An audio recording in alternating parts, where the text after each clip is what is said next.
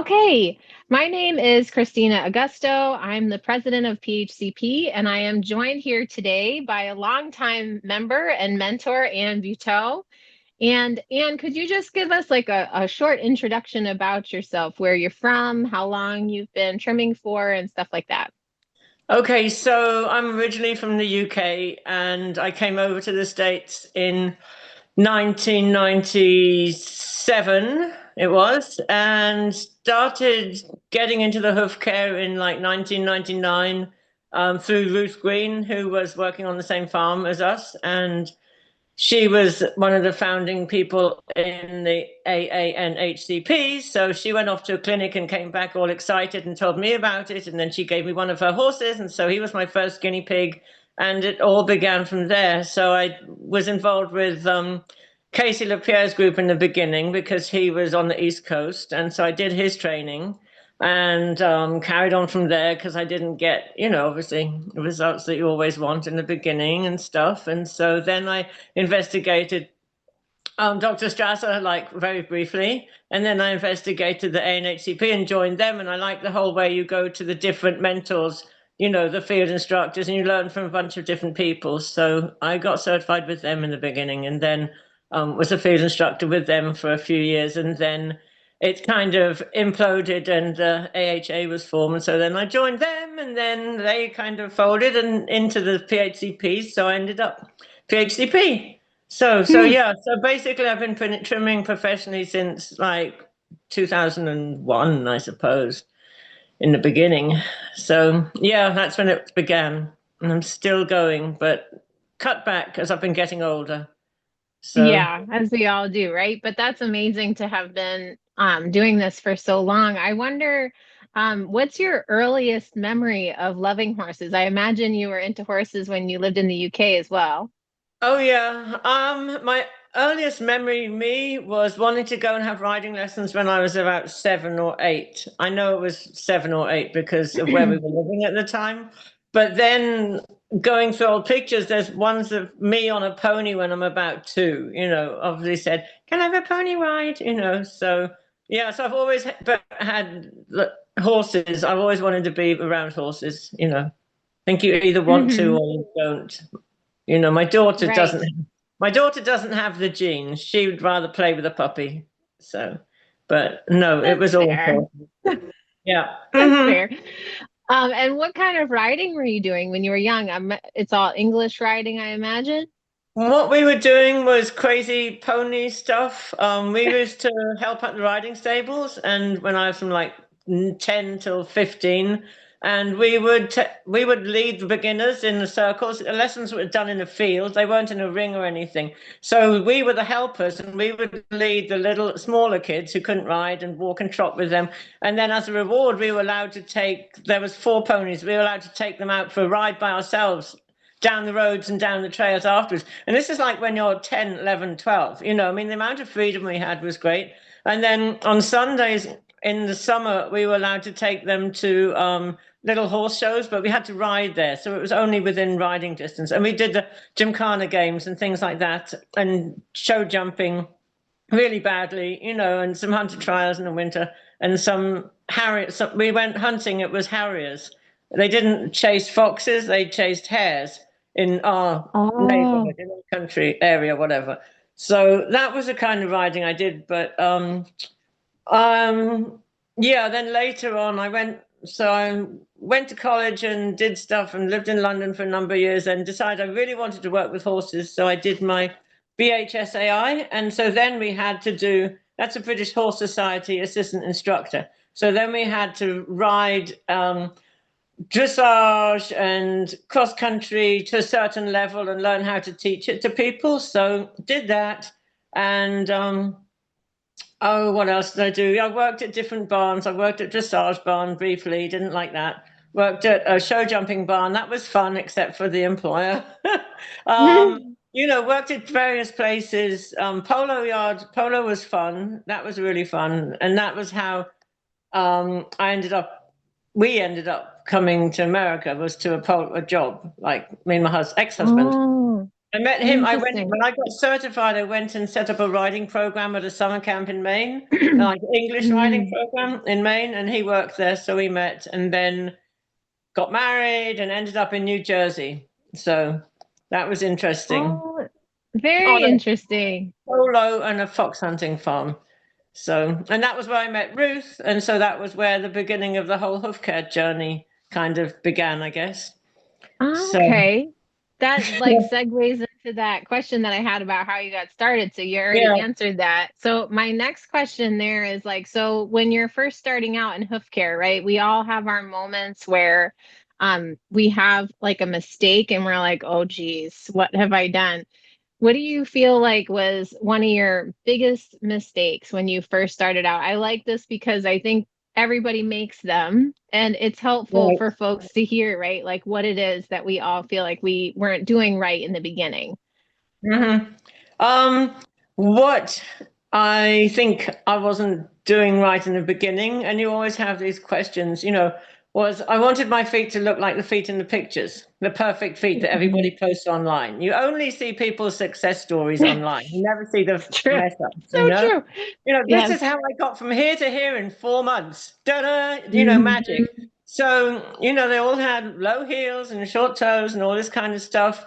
And there wasn't the awareness of the importance of the back of the foot in those days, I think, with the strength of the frog and digital cushion and all that. So, um, yeah, most pretty much everyone was teaching, bring the heels back, and down. And then that was putting, I think, too much, pressure on the frog and the digital cushion, that thing. And then, of course, Pete comes along and says, then setting the heel height becomes incredibly complicated, with all Yes. the different things you're supposed to measure and that kind of stuff.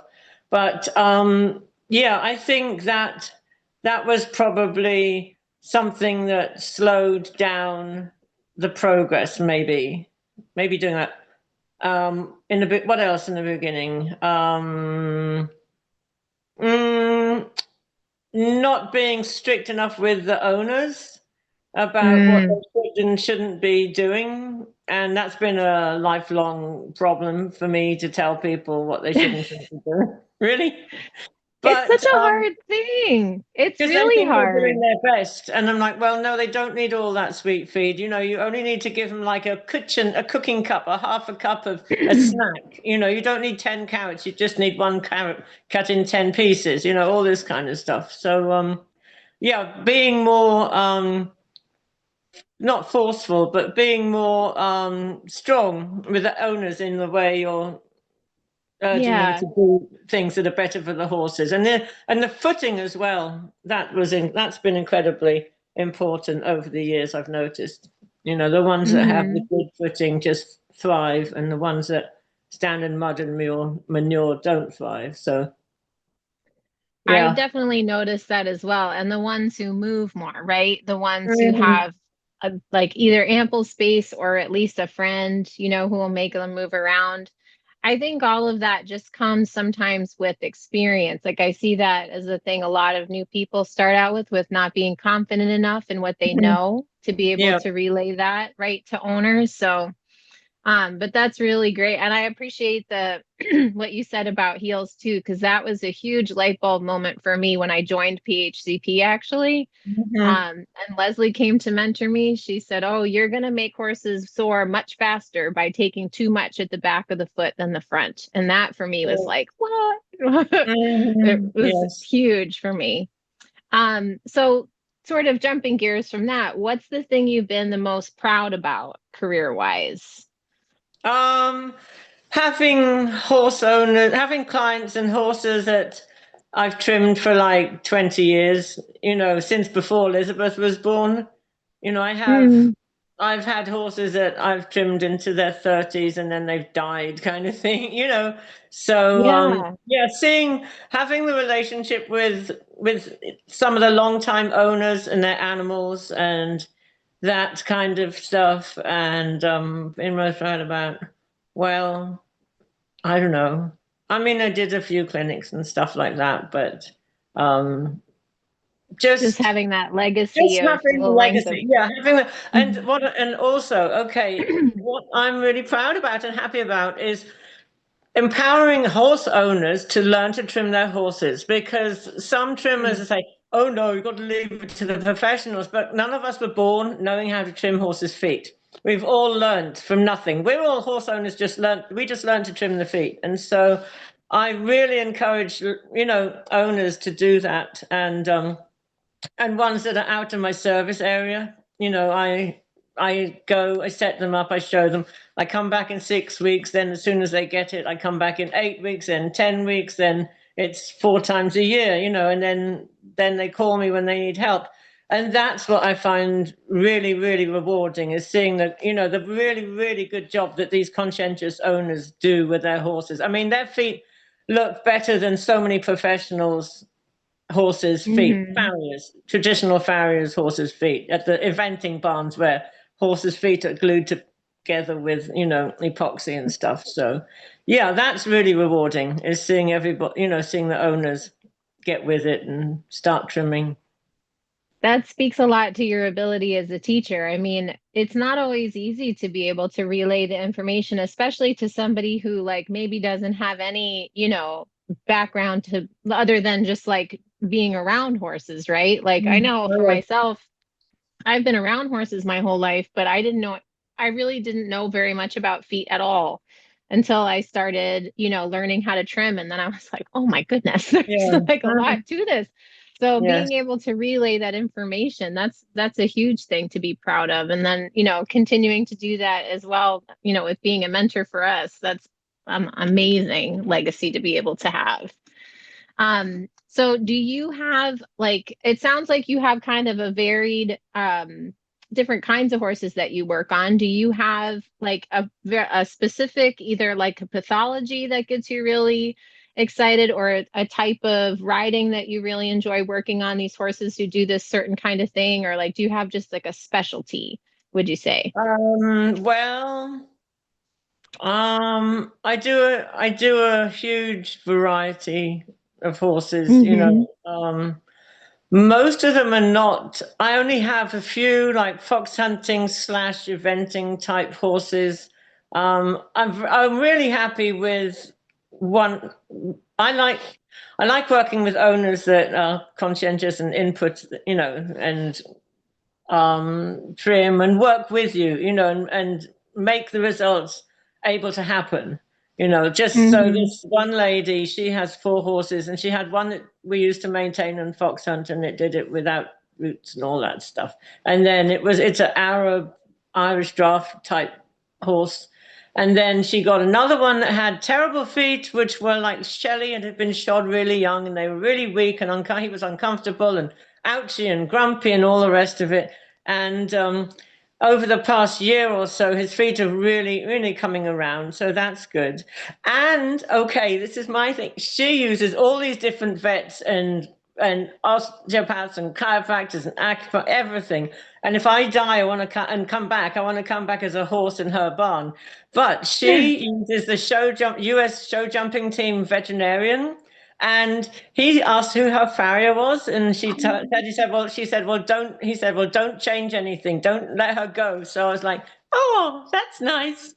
So, That is a yeah. huge source So of it's like, pride. wow, that was a really good day, because I don't really have a high profile. So I kind of, so the compliments Mm-hmm. like that really mean a lot. So, Oh my gosh, yeah, that's that wonderful. was And really I good. Oh, totally and that then you, oh no, go go on. ahead. No, you No, go and then on. Go I had ahead. another compliment from the professor at Virginia Tech, so that was cool. I just That have to it think, means so much, doesn't yeah, it, to it have people does. recognize your work? Yeah, because many people, when you're doing this work, so many people don't recognize, the value of it until they have their light bulb moment, and then they start to see. But yeah, so it's I nice feel to like have. so, yeah, so often we hear about, if things are wrong, people don't hesitate to let us know, right? If something's Yeah, not going well. But I agree, having those moments where someone, especially someone who you doesn't respect. necessarily know who you are, Yeah. Mm-hmm. you can Yes. just see by your work that you know what you're talking about. That's amazing. So that kind of stuff is nice when it happens. That's, I love that. So then from here, like in the phase where you are, where do you see yourself heading from here? Are there any goals like that you're actively working on, or are you just what's next for you? Okay, so about like I'm 63 now. So I've been getting more worn out over the years and I've been over the as you get more experienced and you just build up your clientele, it will just happen, without advertising, just word of mouth. And once you have your clientele, then you can start being more selective about the type of horses you do and the type of owners that you deal with. And each time I've had a back episode, it's been like, okay, I can't do your horses anymore. I've kind of selected out the ones that I couldn't, that pulled the feet away the whole time, that wouldn't stand still. And it's not necessarily the horse's fault, it's the humans, who don't train them. So, but you Hmm. can't get beaten up too much, so I have done over the years. So I started reducing it and then being really selective of which ones I kept. And 5 years ago, I got my real estate license, which is really cool because that's the way I can use my brain more than my body. So the two things work together because they're both, flexible, self-employed kind of jobs. So Hmm. I hope to keep trimming for the foreseeable future. Um, Hopefully, all the old horses will die and the owners will be happy. Because they're like, Right? what are we going to do? Don't go back to England. What's happening? Don't leave me. So maybe I can retire and they will die. But anyway, it sounds bad. Let's just But see a no, natural end to it. We don't the have to make it natural end. actually I just stop. have to start saying no. But I do take on new clients because I get these calls when people really need help and there's no one around, they've moved to the area or this, that, and the other. And I give them all these questions. And then if they say the right thing, I'm like, okay, well, and if it sounds like they really care and they're willing to be regular and pay the farm call and all that kind of stuff, then I'll go to them. So, Hmm. but I'm not like trying to get more work. So, I feel like a lot of us are in that boat where we're like, don't tell anybody. I know. Yeah. But I know, but that's what happens when you're good at your job, right? The work just yeah. comes. It's kind of amazing how it works out. Yes, there's a serious lack of trimmers in Virginia, like certified trimmers. So there's a young man, very young man, who's going to start the program, and I think he's applied already, but he's going to come ride with me, and I have great hopes for him. So That's that should be it. excellent. That's kind of my next phase too, is hoping to find, somebody who's really interested to kind of Mhm. bring along so that because it's hard. I know in my area, I'm fortunate that I have like a couple of other PHCP Mhm. people in Vermont, but oftentimes there's ones where I don't like have anybody in the area to refer somebody Mhm. to. And that would be Yes. nice for me to sort of like build up, the area so that we have people to cover all the different Yeah. places, right? Well, the trouble is there's such a huge distance between, there's Patrice in West Virginia, there's me, there's Jackie Belknap in Southeast Virginia, and Laurie Fleenor in the border with Tennessee and Virginia, and that's it, basically. Mm-hmm. So, and I don't know who to recommend anyone to. So, you know. It's a challenge, right? Mm-hmm. Yeah. That's what it's funny, people write to us all the time at PHCP saying, do you have anybody in this area? And oftentimes we'll have to say, well, not yet, but Not yet. you Yes. could be that You could be person, that person. you Exactly. know? Yes. So Mm-hmm. it's just a matter of like building it up, but it takes time, right, for people to learn and all of that. So Yep. it's great to be a part of that solution. So what's something like totally different, like outside of horse? Well, maybe, I don't know. This is a tough one. Sometimes I feel like horse people, like we are just horses all the time. But is there anything outside of horses, like maybe that people wouldn't expect that really brings you joy, like a hobby of some kind, or just something that you really enjoy? Okay. Sheep. Really? What about I sheep? have, Tell me yeah, more. I have Navajo Shoro sheep, which are a rare breed. They came over with the conquistadors into the southwest Texas, wherever that area. And then the Navajo people got hold of them, and they're the ones that they use for their blankets, and they use them for meat and milk as well. And my mother did weaving and spinning and all that stuff, her whole life. And I haven't started weaving yet, but I have a spinning wheel and I spin a bit when I have time. But that's where I want to do more fiber, tapestry and weaving and stuff like that. And the sheep they're such interesting little characters.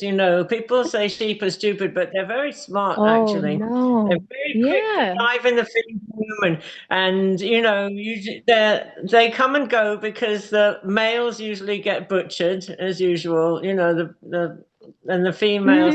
And I sell little flocks, like starter flocks, to people. They buy 3 or 4 females and a male or something, and go and have their little flocks. So, yeah, that's That is helping fascinating. promote. They're a rare breed, actually. They were down in the hundreds before in the What's the 1970s, name? and then Navajo, like Navajo Oh, Native okay. American. Navajo Churro is Churro, and the Churro is a breed from Spain. So they're like Oh, a rare interesting. breed, and the meat is really good. And they have all these different shades of brown, white, silver. They come in all Oh different my colors. gosh. So yeah, I love that. sheep give me joy as well. So, and How many do traveling. you have? Right now there's 27, but it goes up to 40 when the lambs and things come, and then it goes down again when I try and sell some to people, and then, so it fluctuates. But yeah, So but you're they a give me joy. shepherdess as well. I love Yeah, I'm sorry, and I interrupted. You said you like to travel as yeah, I well. like Do you have traveling. some Traveling plans? gives me joy. What's that? Do you have plans like for the coming year, places you're gonna go? Well, most of the time right now is going to England to visit my mom because she's 94. She'll be 95 in March if she makes it that long. Yeah, Oh my she's goodness. so that's been my main traveling, except for PHCP, for the past few Hmm. years. It's every time it's just come to England like 3 times a year to visit her and just, spend as much time as I can. So, And that's yeah, a big trip to go there. that's mostly my traveling right now. But no, I went to Peru with Elizabeth in the spring. My daughter, we went on a trip to Peru. That's the first vacation I've had, like a real vacation I've had for so many years, and it was just amazing, absolutely amazing. It was only 9 days, but I would definitely go back. We were up in the mountains near Cusco, and it's the the whole culture and people and food, and he went to so many historical ruins, like the Inca people, wasn't it? Hmm. They Hmm. and they're still, you can spot the people. They're short. They're really short. The men and the women. And Elizabeth, my daughter, she's only 5'4", and she was like, "I like it. I can look a man straight in the face." So she liked it. It was really really interesting. Went to sort of lot of sort of temples and shrines and archaeological stuff, and we did go to Machu Picchu, which wasn't quite it was like crawling with people and masses of.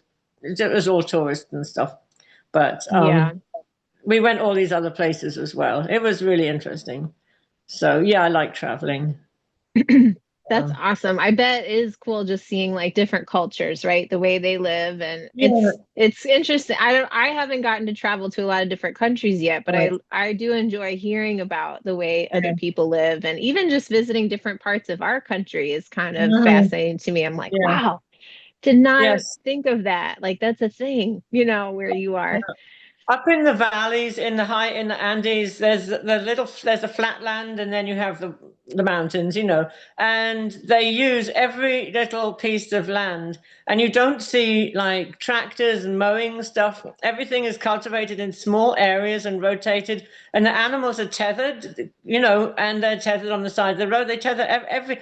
Nobody has lawns, none of this sort of unnecessary stuff.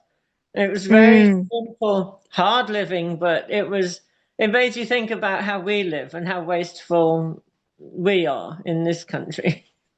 You know, I how you agree. can. Yeah, that's interesting for Yeah. sure. It was When really, it's that. really thought-provoking going there. Oh, So, interesting.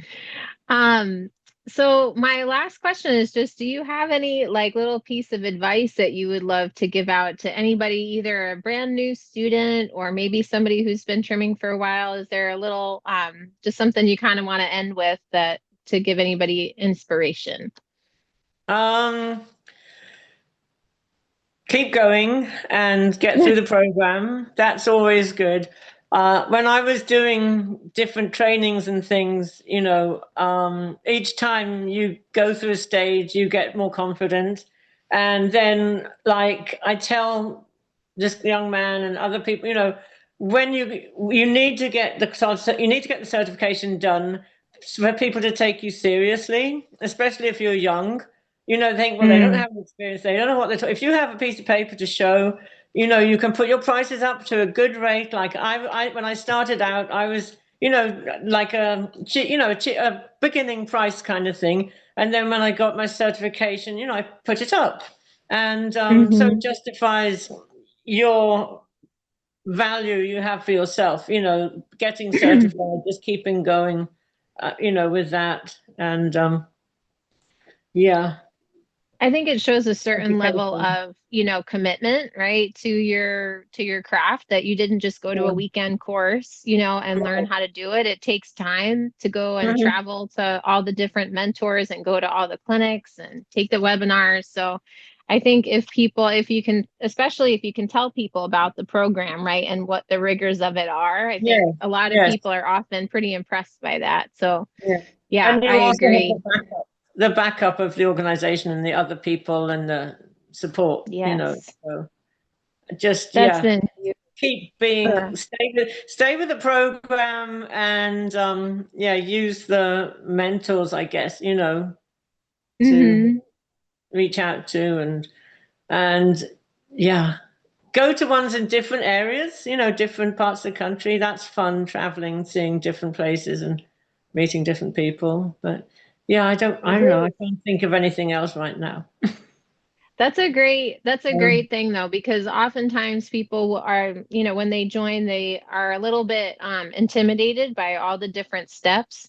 But, I try to encourage folks that it's not on a timeline. You do have to do something in person every year, but it could take years to get your certification. But that really shows commitment, right, to furthering your education. And I so enjoy seeing people's like being their last mentorship, especially people who I know started at the very beginning, and seeing just how far they come. It's right. really so Yeah. rewarding to see that. Well, Alicia came to me like I was like her first or second beginning mentor, ship, and just to see how she's like taken it and run with it and do all the stuff she's doing now, and there's other people, and all the students have something to share, because I learn from people who come for mentorships. There's people who are Hmm. body workers, people who are massage people. There's logical, I mean, there's people have all kinds of skills, horse handling skills. So the mentor will probably learn something from the student as well, I would I say. always do. I I do. always do every time, even if it's just figuring out a new way to describe something, like them going, like saying, oh, like this is what you meant. I'm like, oh, yeah, like I never thought to say it that way, but yeah, Right. totally. I Yeah. love that. It's one of my favorite things about being a mentor is having, and you get like a free fresh of eyes sometimes on when they come to you on the horses that you're working on. And especially if it's a more advanced student, sometimes that's been helpful for me. And like if I'm up against a roadblock with a certain horse, they look at it from a different perspective. And it's Mhm. really helpful. I mean, that's one of the beauties of the program. Like you said, that we've got our forum, we have our Facebook page where people can post pictures and ask questions. And yeah, sometimes when you're staring at something for so long, right, you don't see the forest through the trees. So just having that is really helpful. Yeah. So Awesome. All right, Anne, thank you so much for being willing to chat with me. I hope this gives people a good idea of who you are and they'll want to come and work with you. I'm going to go ahead and stop the recording now. Okay, thanks, Christina. Yeah. Okay.